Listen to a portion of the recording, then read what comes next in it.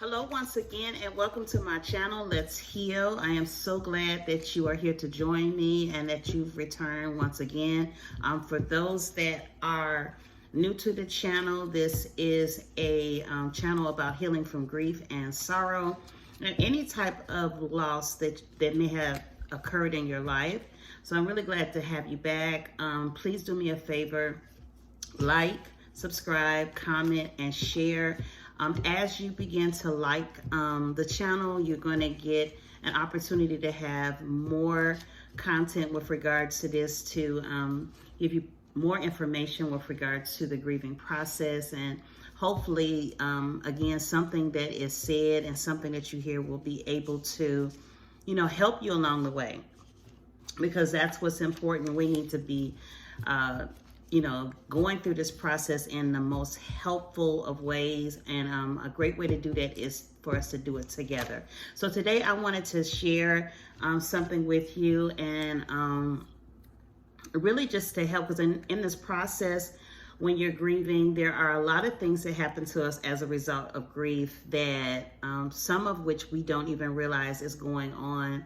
And then some of it that is happening to us, we really don't understand or can't totally put our finger on what's going on. So I'm hoping that highlighting these 5 items will at least maybe help you to identify some of the things that you might be going through. It definitely resonated with me in terms of what I felt and what I was dealing with and deal with during this process. So it's called the 5 ways to build up what grief has torn down.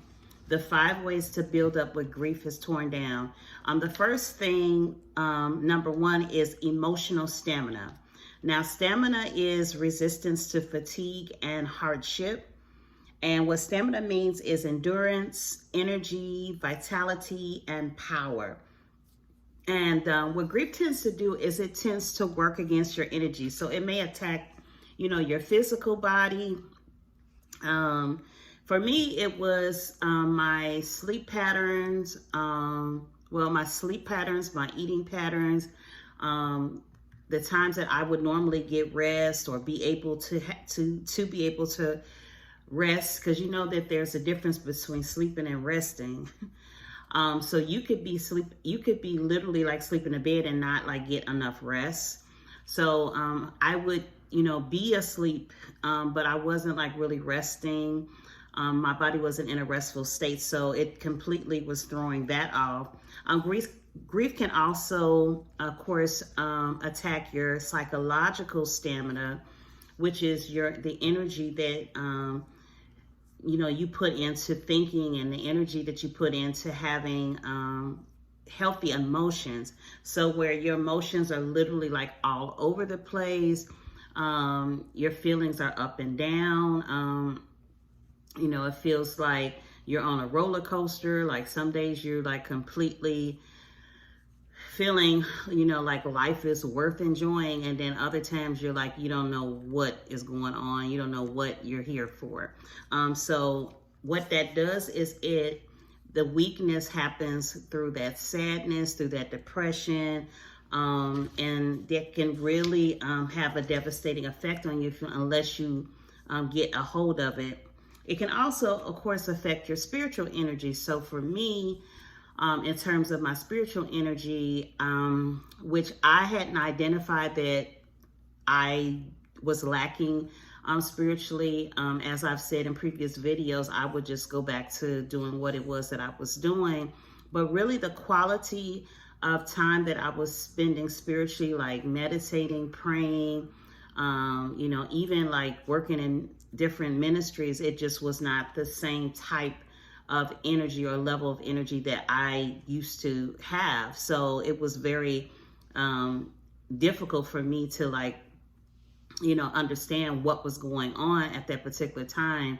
And again, God really had to show me that things were off with me, and I needed to be back regulated the way that I was. And I'm still in the process of doing that. That's not something that comes overnight. And as I said, I really do feel like I took a faith hit And, that's building, it's like a building back up of your faith, right? So it becomes like you building back up that stamina that you did have, where you were like, strong in your faith, and then something happens to remove that and shake your faith. And a great way to regain stamina is by spending time loving yourself. Self-love, I believe, is one of the most important things that you can do during the grieving process. And the reason why I say that is because so much can get lost in translations in terms of how you identify yourself in the world, and how you identify yourself among your family, and how you identify yourself in terms of the things that you should be doing. And I'll talk about that in just a second. But when you're concentrating and focusing on self-love, you're putting that energy, you're putting that focus back on building yourself up. Building your physical stamina, if that's exercising, building up your mental stamina, if that's, therapy, building up your spiritual stamina, if that's spending, quiet time with the Lord, having hobbies, having things that interest you, and then also pouring into other people and relationships, and having that closeness, because of course there's that tendency for us to isolate ourselves when things like this occur. So that's number one. Number two is reconnecting with purpose. So when you suffer loss of a loved one, it can be very difficult to find your footing. I kind of like describe it as feeling like you're standing on like very shaky ground, like you're standing on a surface with nothing up under it. That's what it kind of feels like. And so it's like no stability there. And I don't know, maybe some of you can identify with that, where you just really feel like you don't have like your proper footing. And that's what I was dealing with. I was very fearful of moving forward in life, period. I just was very fearful of what to expect next. Almost like after someone passes away, you are waiting for the other shoe to drop. And it's very, very difficult for you to get back in that place of stability. It's a challenge to do. It was a challenge for me to do. And like I said, it was a lot of fear that was attached to that. And I just really there's uncertainty. So when you lose someone, you are not really certain like what's going to happen, moving forward. And you want the best for yourself, but you're not completely sure as you're going through this process. It's almost like being stuck or being paralyzed in a place and not being sure if you can move past it. So when that happens, it's good to take some time to regroup. It's good to take some time to yourself. And by yourself, I don't necessarily mean like isolation and just going off to yourself, because that could be good at some point, but after some point, that can also be very unhealthy. And of course, I always admonish to seek out therapy so that you can find ways to cope with some of these processes, and you can be given like instructions of what to do when you're feeling a certain type of way. But I really had to little by little remind myself that I still had like a future in this world, even though I felt like that was ripped away when I lost the ones that I loved. And sometimes there's that, again, it was a quote in the book, observed, it's a quote in the book for C.S. Lewis, an observed grievance, where he talks about losing his wife, comparing it to like an amputation. And his quote talks about like, you have to look at it like as if you lost like a limb, like if you lost a part of your body. So when you're losing somebody that you love, it's almost like you've lost a part of yourself. So then you have to go back into that period of adjustment and being able to get yourself back on track, and being able to get your stamina back, right?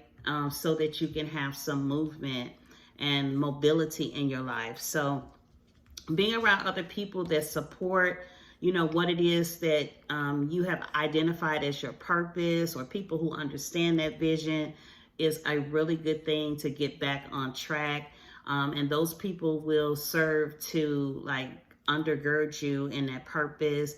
And that's another reason why it's not good to completely isolate yourself from other people, because other people that care about you want to be able to help you, and sometimes they may not necessarily know what that is, but you'll get to a place where you're able to articulate what it is that you would like to see happen, and those people can be there for you in accordance. Number 3 is find methods to release your feelings. Of course, we always are talking about ways to talk and articulate. That's been a major struggle of mine, having a hard time just saying what it is that I was going through. Therapy did very much help with that. And it, still does help to be able to identify, because sometimes you can't like necessarily identify what it is that you're feeling. So the therapist is trained to ask certain questions, or to be able to pull some of that out of you. So that is good. And then also to have, a support system, family, friends, people that care about you, people that you're comfortable speaking with in terms of what it is that you are dealing with on a daily basis. And it is really a daily basis. It's not something that you wake up one day and you're like, I don't, remember what happened to me. Yes, the memories are still there, but we're in this process now, in this journey of being able to help, in a healthy way, process what it is that we are remembering about our loved ones, and what they really meant to us, and how we valued their life, and still do actually value. The reason why we grieve is because we love. So being able to really go through this process in a healthy way. Sometimes that could be writing. I really do love to write. So it's great for me to write because I like to do it. And so I will journal and, find that way to get out my feelings by getting a notebook out, or something as simple as that, or maybe just writing your thoughts out. You could write out your fears, you could write out your expectations, whatever it is that you feel like is important for you to identify in that moment. And that will give you an opportunity to really get some of that off of your chest. And just be honest, again, something I struggle with is really just being honest about where you are in process. This is not a competition or some type of way to beat your chest and say, oh, I got through this, I got through it. All of us are at certain levels in the process. So we really just need one another to be able to support each other, given the magnitude of what has taken place in our life. And by doing that, we'll be able to have this growth, and we'll be able to really heal and get through a lot of the things that have definitely affected us. Number 4 is do not be antisocial. This was a major thing for me before. My loved ones passed away, but it really became a thing after they passed away, because I was already kind of used to going out every now and again, of course, like socializing with family or events, but I wasn't one like going out every night or, every other night. But once this happens, like I said, this whole thing about the isolation and not wanting to be bothered, with anybody, for me, it was like, I didn't really want anybody looking at me or bringing up conversations that I thought at that particular time were very uncomfortable to bring up. So of course, that just gives people an opportunity to ask you, well, how you doing? And how's it going? And, that type of thing. So that would be really hard for me at that time. But I did have people in my corner, which I'm sure you do too, which will kind of pull you out of those corners and just get you to get out, to get some air. It's just good to just be outside of the house, right? And as soon as you get a chance to just break free of the house and your environment, especially if you live in the same household like I did with the individuals that have passed away.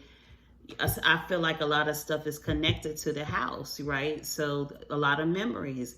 And so sometimes it's just good to get away and to free yourself. So get out and don't be antisocial. Don't be a hermit or anything. Don't hide from people. And sometimes you can tell people like, I'm not in a place where I can really talk about it right now, but I just want to enjoy, everybody's company and just simply let it be that. And normally people will respect that.